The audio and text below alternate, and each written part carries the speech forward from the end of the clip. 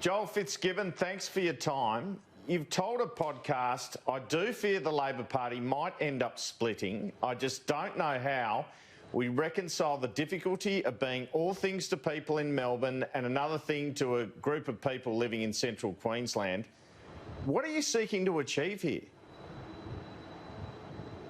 And my point, Andrew, was that we need to reconcile it. We are the largest political party in the country. We hold more seats in the House of Representatives than any other party, and therefore, by definition, we are the most diverse party in the country. And to be competitive, we need to carry people with us, both in the capital cities and in the regions, and of course across all demographics.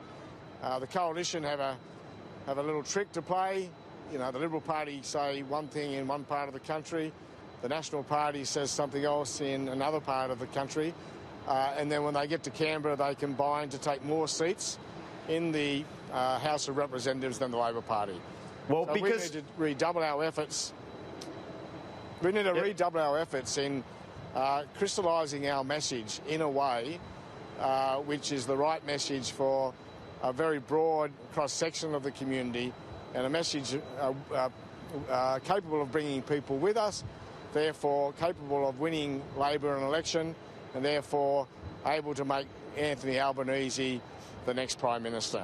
Because it really looks like with these continuing utterances, and there've been a few now, that you're effectively holding a gun to the head of Anthony Albanese, trying to force him and others to move to the right on policy and on energy policy in particular.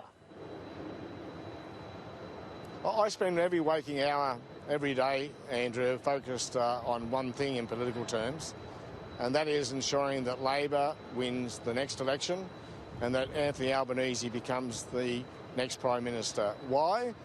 Because I believe that Australia needs a Labor government, even more so than ever now, because of the impacts of COVID on so many Australians. So again, to win an election, we need to get the right balance across a whole range of demographics and across city and regional areas, and I'll continue to argue every day for securing that right balance. But if Anthony Albanese doesn't come your way on policy, are you going to attempt to remove him as leader? Would you like the job yourself? Anthony Albanese has demonstrated in the 15 months or so he's been leader that he does understand the challenges we face. He saw some of the outcomes of the last federal election, where we did quite well in some part of the country, but of course, including in the capital cities, but of course did very, very poorly in the regions. And of course, the regions are a very, very key focus for me, as is the industries which support our regional economies: coal mining, power generation, manufacturing. The list is a very long one, oil and gas. So I think Anthony Albanese, in fact, I know Anthony Albanese understands that challenge. He's a pragmatic guy. He's a smart policy guy. He understands the regions well because he was Minister for the regions for a long, long time. So I think it's a responsibility for our generation, the current crop of members of Parliament, our trade union affiliates and our rank and file, to ensure that Anthony has the space necessary to strike that right balance and therefore take the majority of the community with him. So it looks like you're pushing him in a direction, though. That's clear. You helped set up the Otis Group this year. Clearly that was about putting pressure on Albanese on these policy issues, wasn't it?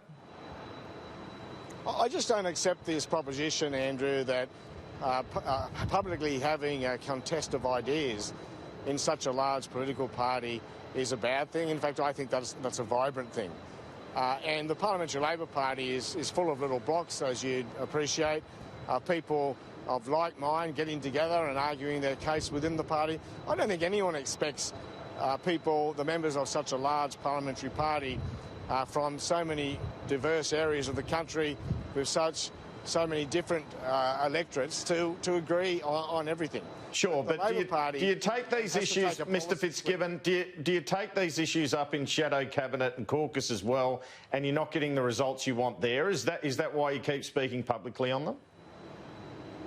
I take these issues up on every occasion wherever I can, Andrew. I think that's what my constituency expects me to do. I believe that the industries, both agriculture and resources, that I represent in the opposition expect me to do. But first and foremost, my intention is to secure a Labor government, because we can argue about our policy suite all day, but if we're not in government, Andrew, we never secure the opportunity to give effect to that policy suite. What policies would you like to see Labor change? You obviously would like to see them go more to the right on energy policy, do more for the mining industry, etc.? I just want the Labor Party to do what every political party does naturally, and think about the diversity of the audience we're talking to, the diversity of the electorates we need to win, and not allow the perfect to get in the way of the possible, and to establish a suite of policies that can work for us in Batman and Melbourne, but can also work for us in Flynn in central Queensland. We don't have the luxury of the coalition, which can say one thing in one end of the country and something else in another. I'm just old enough to remember when politicians could get away with that, but in the days of social media and media proliferation, that's not possible. So all I'm arguing for, Andrew, is a balanced suite of policies, and I want to send a very clear message to our traditional base and all those people who work in coal mining in our regions and in manufacturing, that the Labor Party is on their side, the Labor Party has their back, the Labor Party sees a future for them. All right, well, if Anthony Albanese fell under the proverbial political bus, who do you think would be the best alternative leader at the moment? Well, that's about as hypothetical as it gets, Andrew. I'm not answering that question. I mean, no, I'm not going to answer that question. Do you have an interest in the job? Well, the Labor Party is fortunate. It has an abundance of talent on its front bench. In fact, I'd match our front bench against the government's front bench any day of the week. But Anthony Albanese will lead us to the next election, and I hope he wins the next election. I hope Anthony Albanese is the next Prime Minister, and Joel Fitzgibbon will do everything in his power to make sure that is the case. So we've got Jim Chalmers out there on this listening tour in central Queensland as well. Is that another recognition of the fact that you're really struggling in Queensland?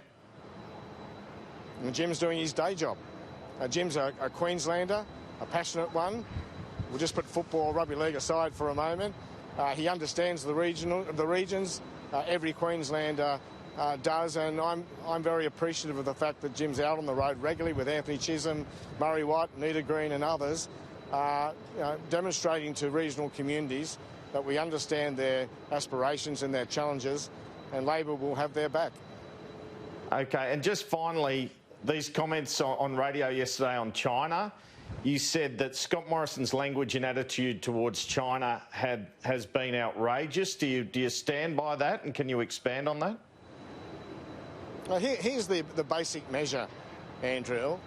When can you remember government ministers in Australia unable to communicate with their counterparts in China, our largest trading partner? So don't believe me with respect to how Malcolm Turnbull and then Scott Morrison has managed this relationship. Just look at the facts. Look at the fact that they can't pick up the phone to their counterparts, and look at the fact that China is now causing us trouble on barley, on beef, now potentially wine, potentially coal. I mean, this is a really serious problem for an economy which is so dependent on our Chinese trade. But isn't it fair enough to call for this international inquiry or help set it up into the origins of COVID-19? Isn't that fair enough?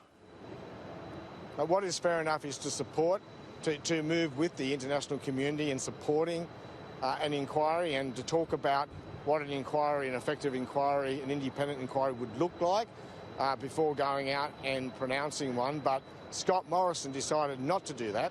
He thought he'd race out ahead of the rest of the world with his own construct, his own version. And why did he do that, Andrew? Because he thought there were political votes in it here in Australia. Well, he's about to find out, sadly, the consequences of that. In fact, our barley producers and others are already learning what are the consequences of that. Mr. Fitzgibbon, thanks for your time. A pleasure, Andrew.